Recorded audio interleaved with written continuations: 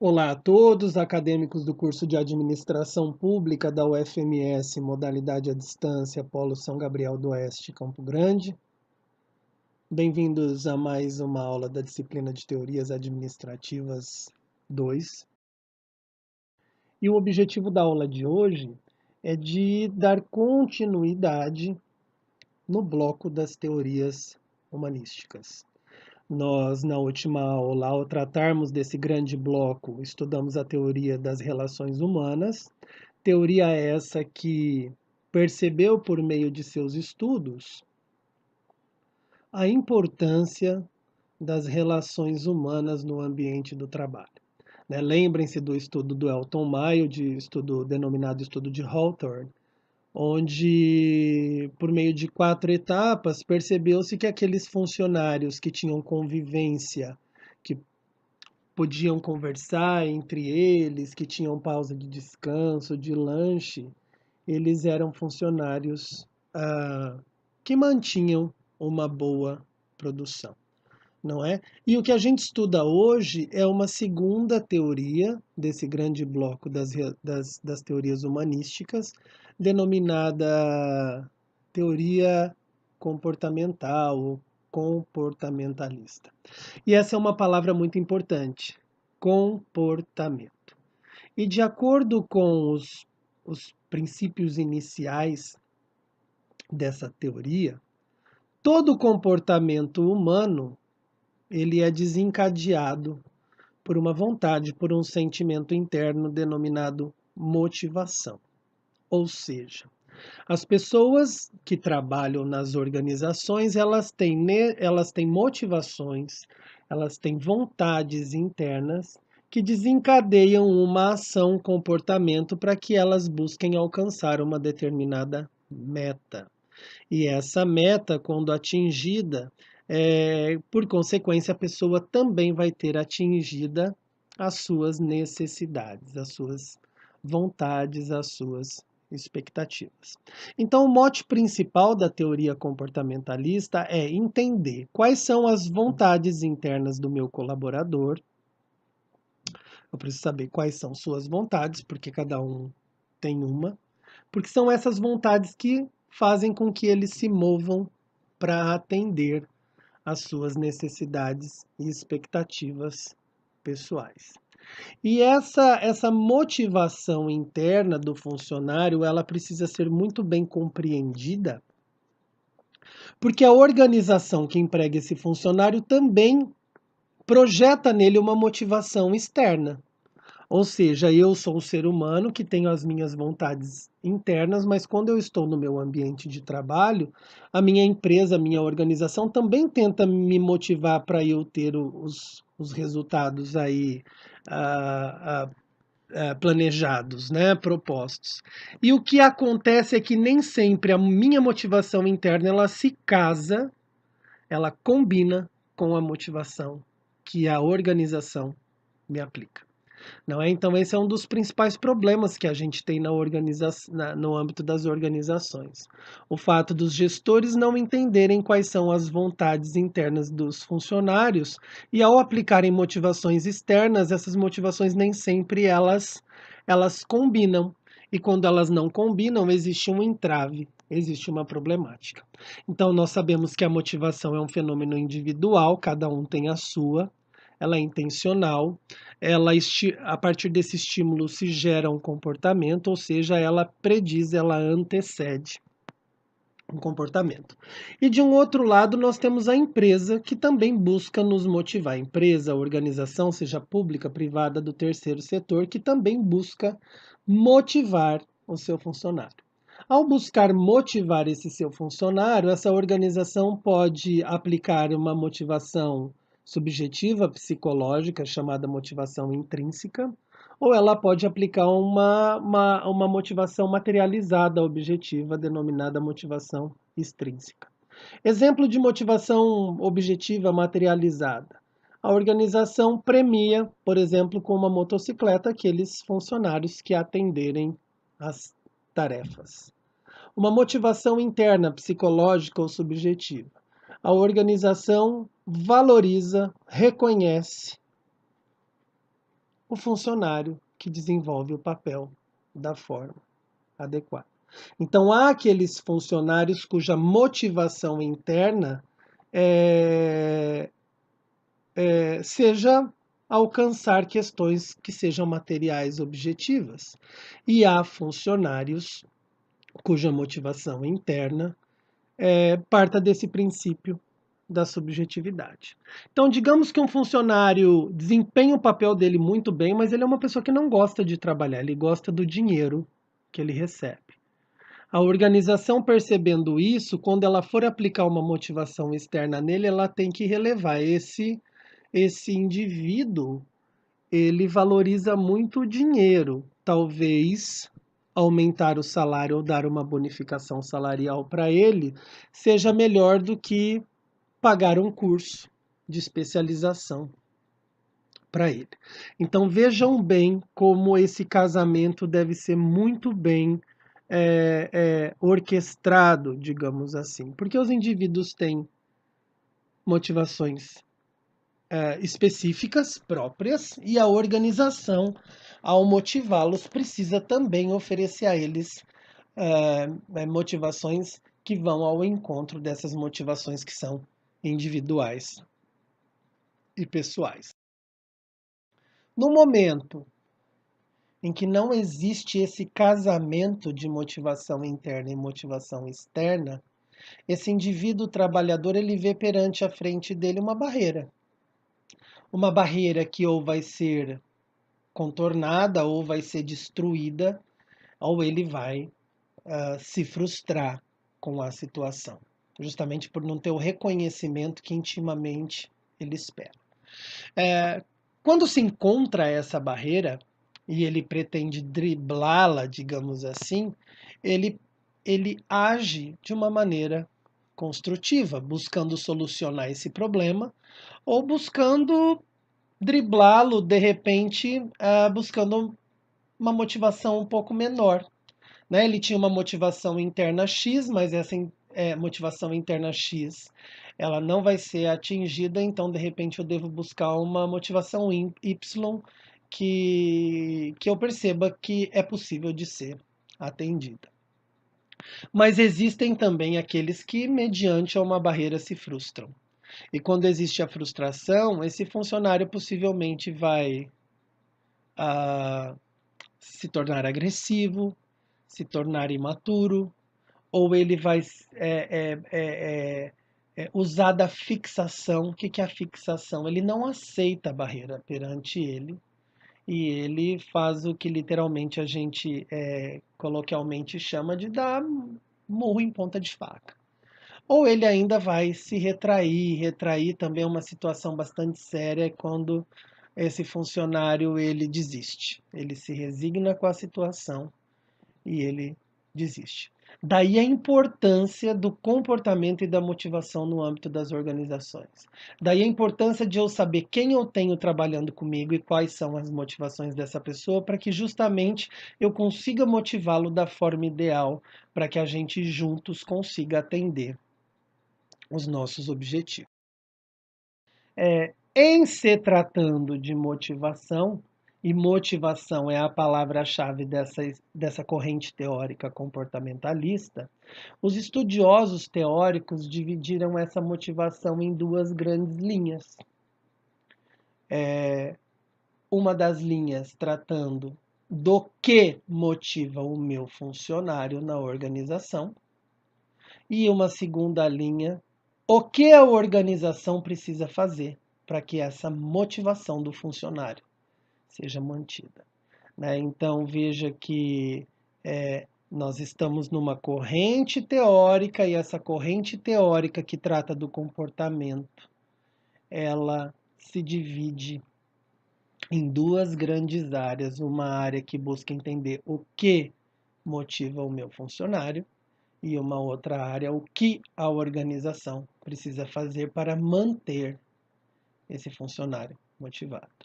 Né? De um exemplo um pouco mais lúdico, como se essa motivação fosse uma fogueira, uma chama interna que os nossos funcionários têm e que nós temos como indivíduo, E então, o que faz com que essa fogueira dentro dos meus colaboradores se acenda? E depois, o que eu, como empresário, devo fazer para que essa fogueira se mantenha acesa? Então, a causa e o efeito. O que acende a fogueira e o que eu devo fazer para essa fogueira se manter acesa? O que eu devo fazer para essa peteca do funcionário não cair? Nessa área do que motiva o meu funcionário, nós chamamos de teorias motivacionais de conteúdo. E o que a organização deve fazer para essa peteca não cair, para essa chama não se apagar, nós chamamos de teorias motivacionais de processo. Sobre as teorias motivacionais de conteúdo, o que tem motivado ou o que motiva as pessoas, alguns estudiosos que desenvolveram algumas teorias. Essas teorias são chamadas de teorias relacionadas às necessidades pessoais. O que motiva as pessoas, de acordo com esses teóricos, é justamente a possibilidade de atender às suas necessidades pessoais, que são várias. E elas são 4 teoriazinhas. Teoria da hierarquia de Maslow, e Maslow é bastante conhecido, e essa teoria, embora seja criticada, é usada na administração, na publicidade, no turismo. A teoria de Alderfer, que a gente vai ver que ela, de certa forma, é uma espécie de simplificação da teoria de Maslow. Nós temos a teoria dos 2 fatores, de Herzberg, que trata dos fatores higiênicos e motivacionais. Bastante interessante, mas a priori um pouco complexa. E nós temos a teoria da realização de McClelland. Todas elas, bem se dizer, dizem das necessidades pessoais que as pessoas têm e que essas necessidades individuais pessoais, elas motivam essas pessoas a trabalharem para que possam atender essas necessidades. O primeiro deles, o Maslow, ele foi um psicólogo americano de família judia no Brooklyn, um bairro de Nova York, e ele sempre se debruçou muito em estudar as minorias daquele contexto econômico-social da época, e essas minorias eram representadas pelos negros e pelos. Basicamente, a teoria de Maslow ela propõe essa pirâmide hierárquica das necessidades, com 5 níveis. Um nível chamado nível básico, outro nível de segurança, um nível social, um nível de autoestima e de autorrealização. E o que Maslow dizia? Ele dizia que as pessoas, de forma geral, elas são motivadas a atenderem necessidades. E essas necessidades são atingidas ou são atendidas obrigatoriamente da base da pirâmide para o topo da pirâmide. Que em primeira instância as pessoas são motivadas a fazerem algo porque elas precisam ter necessidades básicas atendidas. Elas precisam ter saúde, elas precisam ter casa, elas precisam ter comida. Que uma vez que elas conseguem cuidar desses aspectos, elas já se sentem motivadas para um próximo degrau, que é a segurança. Então, além do abrigo, eu preciso ter um abrigo seguro. Eu preciso ter um trabalho que me propicie a segurança.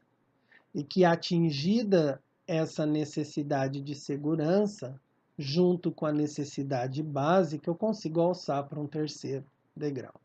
Necessidade básica e de segurança para Maslow são necessidades de sobrevivência. De acordo com ele, todas as pessoas são motivadas em primeira instância para sobreviverem.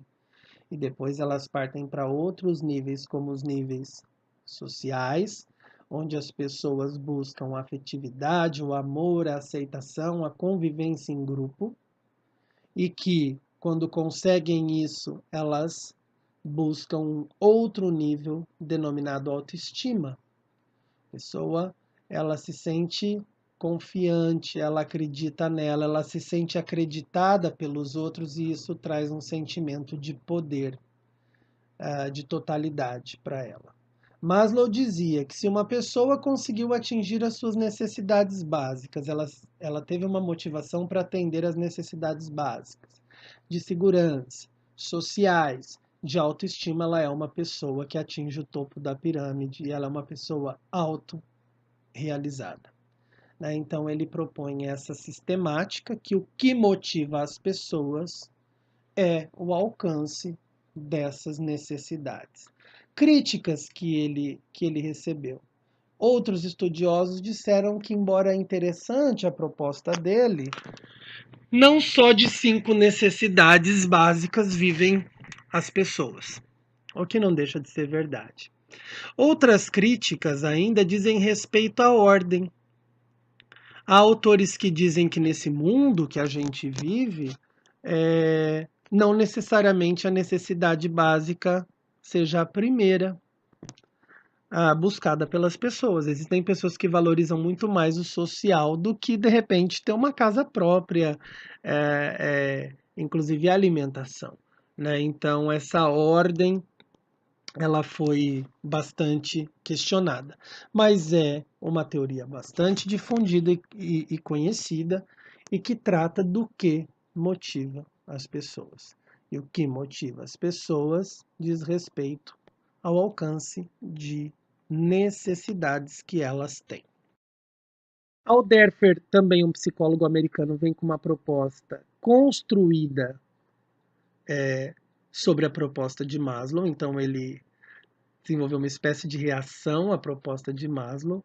Ele também trata desses degraus de necessidade. A gente vê ao centro da tela a própria pirâmide de Maslow resumida, né? Então, ao invés de 5 degraus, ele propõe 3, que as pessoas têm uma primeira necessidade de existência, um bem-estar fisiológico e material, depois uma necessidade de relacionamento, satisfação perante as relações interpessoais, e ela tem uma necessidade de crescimento continuado, de desenvolvimento pessoal. Qual que é o avanço, além dessa proposta resumida de Maslow? É que ele diz que a pessoa pode ter ativada mais que um degrau ao mesmo tempo. Né? Maslow propõe a teoria das necessidades dele como uma escada, um degrau de cada vez. E o Alderfer já diz que mais que um degrau podem ser ativados de uma vez. Que quando você almeja um degrau mais alto e não consegue, talvez o degrau mais baixo ele segure a onda até com que você encontre meios para atingir esse degrau mais alto. Então é uma teoria bastante parecida com a de Maslow, mas ele já rompeu com a questão de ordem. Não existe uma ordem definida. Ele diz que as pessoas são motivadas a atenderem determinadas necessidades e que essas necessidades podem surgir ao mesmo tempo, sem uma ordem engessada e proposta. E depois nós temos mais uma teoria do que motiva as pessoas, e essa proposta é do americano psicólogo conhecido por Herzberg, um americano de Massachusetts. Foi professor da Escola de Negócios da Universidade de Utah. E ela, a priori, parece um pouco complexa, mas ela não deixa de ser, digamos, interessante. Alderfer, ele, em sua vida profissional, teve a oportunidade de entrevistar muitas pessoas sobre a relação que elas tinham com o ambiente de trabalho, o Herzberg. E o Herzberg, nesses questionamentos, ele buscava levantar informações que demonstravam o porquê as pessoas eram felizes e o porquê as pessoas eram infelizes no ambiente de trabalho. Sempre que as pessoas respondiam algo relacionado à infelicidade, ele percebeu que o que fazia as pessoas infelizes no ambiente de trabalho não era o trabalho que elas desenvolviam em si, mas eram questões exteriores ao trabalho. Para exemplificar, uma pessoa que lava copo, se ela respondesse seus questionamentos e demonstrasse infelicidade, ele percebeu que o que a tornava infeliz não era o ato de lavar copo, mas era algo externo a lavar o copo. De repente, um problema com a esposa, com o esposo, ou um ambiente que era quente demais, mas não a ação do trabalho em si.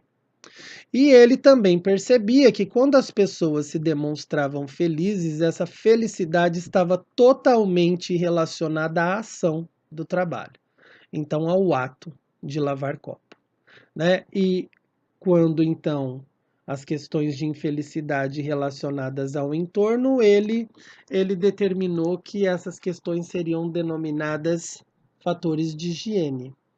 E quando a felicidade era demonstrada, ele, ele relacionava essas questões da felicidade num outro ambiente denominado fatores motivacionais. Por isso que a teoria dele é conhecida por fatores higiênicos e por fatores motivacionais.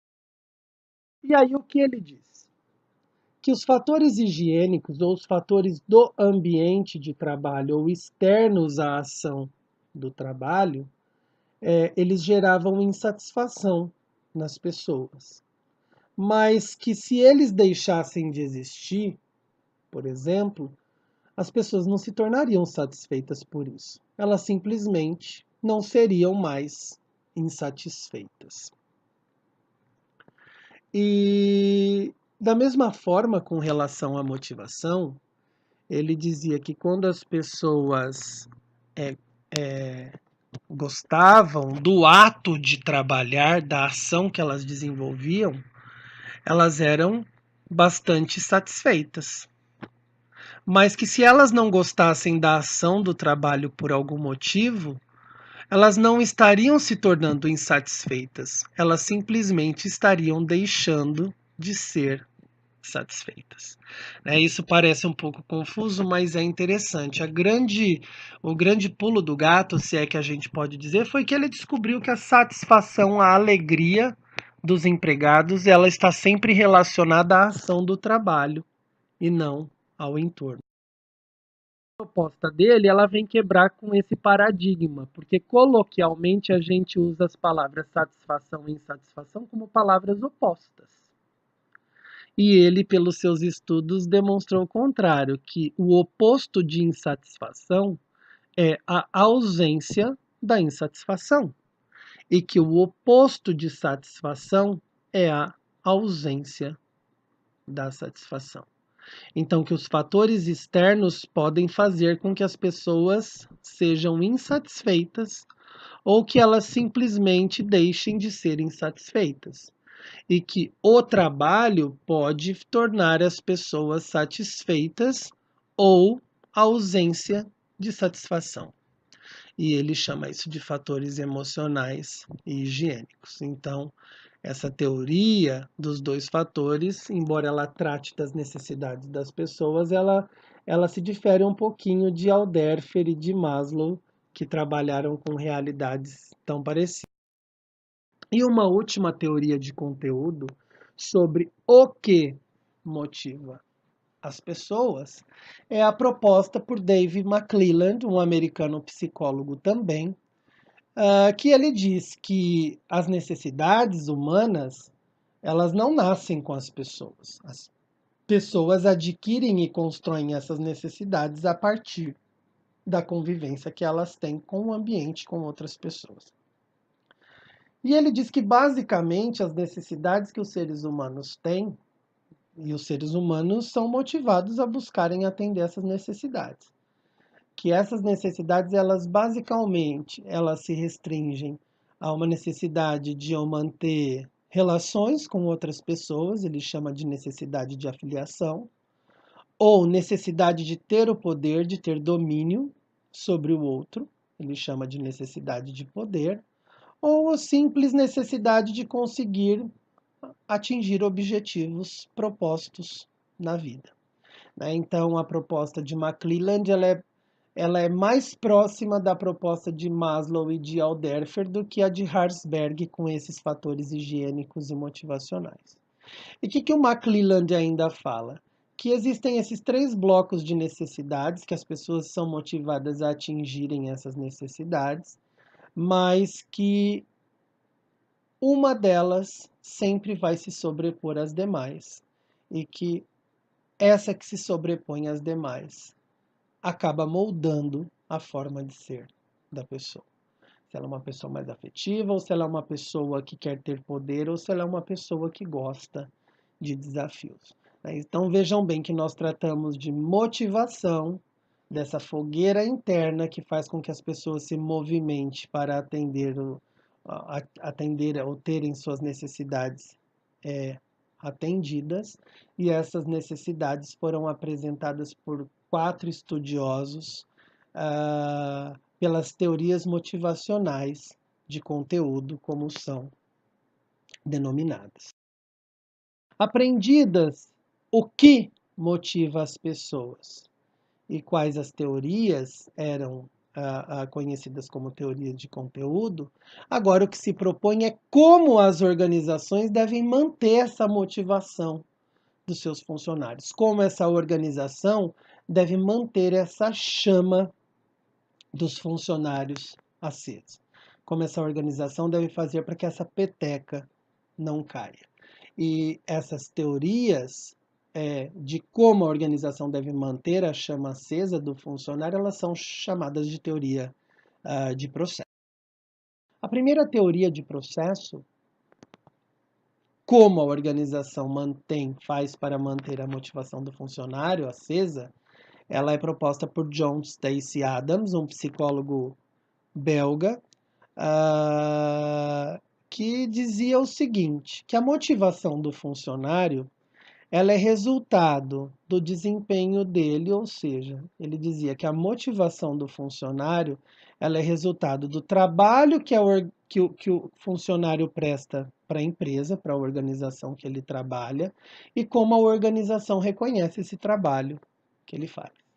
Então, ele dizia, motivação é igual ao trabalho que o funcionário presta para a organização e como a organização reconhece esse trabalho. E essa análise é feita pelos pares, pelos colegas de trabalho. Então, se eu tenho um determinado trabalho, eu lavo copos num restaurante. Eu desempenho esse papel, lavar copos. Como que o restaurante me compensa por esse trabalho que eu faço? Só que aí eu vou desenvolver essa análise olhando como que o meu restaurante lida com a Maria, que também lava copo, com o José, que também lava copo. Então, essa relação desempenho e compensação é feita sempre com relação aos demais. E daí que o Adams dizia? Que se essa relação de como eu desempenho um trabalho e a empresa me recompensa por isso for igual aos demais colegas de trabalho, a gente tem uma relação de equidade justa. Agora, ao mesmo tempo, o trabalho que eu desenvolvo e sou recompensado, talvez essa recompensa pode ser diferente da que os meus colegas de trabalho estão recebendo. E aí se instaura uma situação de desigualdade ou de injustiça. E ele dizia que é justamente essa desigualdade e injustiça que é interessante. Porque se um funcionário percebe que a relação dele pelo trabalho que ele faz, a recompensa que ele recebe é diferente dos demais, ele acaba criando um ponto de interrogação na cabeça dele. Por que que eu estou recebendo um tratamento diferenciado dos demais? E automaticamente ele vai se movimentar, ele vai lutar para que ele também possa ser tratado como os demais. Ou seja, essa injustiça gera a motivação. Ela torna a fogueira como se fosse jogando ar na fogueira para a fogueira ficar mais forte. E que quando o funcionário percebe que o tratamento é igual entre ele e os demais, ele tem uma possibilidade de comodidade. E isso não incendeia a fogueira da motivação. Então, uma teoria bem interessante chamada teoria da equidade, e que parte dessa fórmula matemática que a motivação é igual ao desempenho que se tem na organização e como a organização reconhece isso perante os demais. Uma segunda teoria proposta por Victor Vroom, e é uma teoria bastante conhecida também, ele é psicólogo canadense, e que desenvolveu inúmeros estudos, ela se chama teoria da expectância, é uma teoria de como a organização faz para manter a chama motivacional do funcionário acesa. E a teoria da expectância, ela propõe que a organização ela tem que trabalhar com 3 variáveis, chamadas valência, expectância e instrumentalidade. O que isso quer dizer? Que uma empresa, se ela quer manter o seu funcionário motivado, ela tem que se utilizar da valência. O que é a valência? Ao propor uma tarefa para esse funcionário, ela tem que ter a certeza que esse funcionário bota fé na tarefa que a ele foi solicitado, que ele acredite, que ele valorize aquela tarefa que a ele foi solicitada. Se ele valorizar e acreditar, já existem chances de ele se motivar. Se ele não acreditar, já se tem um problema instaurado. Além da valência, que a organização considere a questão da expectativa. Essa tarefa que foi pedida ao funcionário, esse funcionário acredita ser capaz de consolidá-la, de colocá-la em prática? E ainda uma terceira variável, instrumentalidade. Essa tarefa que foi solicitada pela organização. A organização ela está ofertando meios, instrumentos para que essa tarefa seja realizada. Então vejam bem, as organizações precisam se atentarem ao que elas pedem aos funcionários, porque os funcionários precisam acreditar no que é pedido para eles. Eles precisam se sentir capazes de realizar e eles precisam se sentir seguros de que a organização está oferecendo meios para que seja cumprida aquela tarefa. Quando essas 3 variáveis são atendidas, o funcionário, de acordo com Victor Vroom, se mantém motivado. Essa se chama teoria da expectância. E uma última teoria, essa bastante conhecida também do Douglas MacGregor, ela é chamada de teoria X e Y. O MacGregor foi um americano de Detroit, economista e psicólogo, e que se doutorou em Harvard, onde ele trabalhou como professor aí de psicologia social. E, de acordo com a proposta do MacGregor, ele dizia que as organizações elas têm 2 públicos de funcionário. Elas têm funcionários que gostam de serem desafiados e gostam muito do trabalho, que inclusive veem o trabalho como uma fonte de vida. E ele fala, esses funcionários, eles são funcionários Y. Ele chama de teoria Y. Mas ele diz também que a organização ela conta com funcionários que não gostam de trabalhar, que inclusive veem o trabalho como um tripalho. Um tripalho antigamente era um objeto aí de tortura que matava as pessoas. Ele diz então que existem pessoas dentro da organização que gostam de trabalhar e desenvolvem o trabalho muito bem. E existem pessoas que não gostam de trabalhar, mas que também desenvolvem o seu trabalho muito bem. Essas pessoas que não gostam de trabalhar, elas têm um perfil de motivação interna diferente das pessoas que gostam de trabalhar, que têm um outro tipo de perfil. E ao reconhecer essas pessoas X e Y na organização, os gestores precisam motivá-los externamente de forma diferente. Uma pessoa que não gosta de trabalhar, faz o papel dela muito bem, mas o que ela gosta é do salário que ela recebe. A motivação que a empresa vai dar possivelmente para ela é uma bonificação salarial pela tarefa cumprida, algo assim. Já uma pessoa que gosta do desafio, que gosta do trabalho, talvez a motivação que ela vai ter seja um reconhecimento, um quadro na parede de melhor funcionário do mês ou uma viagem de fim de ano. É bem interessante essa teoria porque a gente percebe nas nossas organizações públicas, privadas do terceiro setor, na nossa sala de aula, pessoas que são X e Y e não existe nenhum grande problema. O problema é não conseguirmos identificar essas pessoas para oferecermos para elas a melhor motivação externa, uma motivação que case com as suas motivações. A teoria do esforço e do reforço, perdão, uma teoria do psicólogo Skinner, ela já não faz parte da teoria de conteúdo e da teoria de processo motivacional. O Skinner foi um psicólogo americano que ele trabalhava baseado em Pavlov. Só para que a gente relembre, Pavlov, ele foi um dos grandes estudiosos com animais e ele trabalhava com condicionamento animal. Então, ele tinha ratinhos e se os ratinhos fizessem coisas erradas, ele atribuía um choque no rato e tocava um apito. E os ratinhos se condicionavam a isso. De repente, quando ele tocava somente o apito, ele nem precisava mais dar o choque, o ratinho já ficava parado, com medo de estar fazendo algo errado. O que a gente faz com os nossos cãezinhos? O cãozinho fez xixi no lugar certo, ganha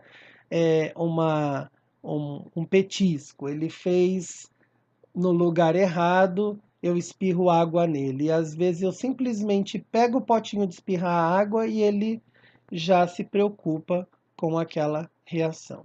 Né? E a proposta do Skinner basicamente é de tratar os funcionários dessa forma, de dar reforços ou punições. O reforço é sempre um incentivo ou a castração, que é uma punição. E de acordo com Skinner, tratando os funcionários dessa forma, esse funcionário ele seria adequado. Mas essa eu não faço questão de apresentá-la se não mencioná-la, já que ela não é trabalhada no nosso material. Nós temos, como resumo, que nós trabalhamos as teorias humanísticas, o grande bloco das teorias humanísticas, e falamos na outra aula da teoria das relações humanas e hoje da teoria comportamentalista, e essa teoria comportamentalista que lida com a motivação, ela se divide em algumas teorias de conteúdo e de processo que foram apresentadas. Eu quero frisar para vocês que esse material ele extrapola um pouquinho o que o livro-texto propõe, mas isso é intencionalmente porque eu acredito que seja interessante a gente conhecer essas teorias. Inclusive, daqui para frente, nas outras lições, pode ser que as nossas aulas tragam inserções extra livro-texto do curso e que ela também mescle temáticas entre uma lição e outra. Essas são as referências, nosso livro-texto, o livro Introdução à Administração de Maximiano e Teorias da Administração do Silva.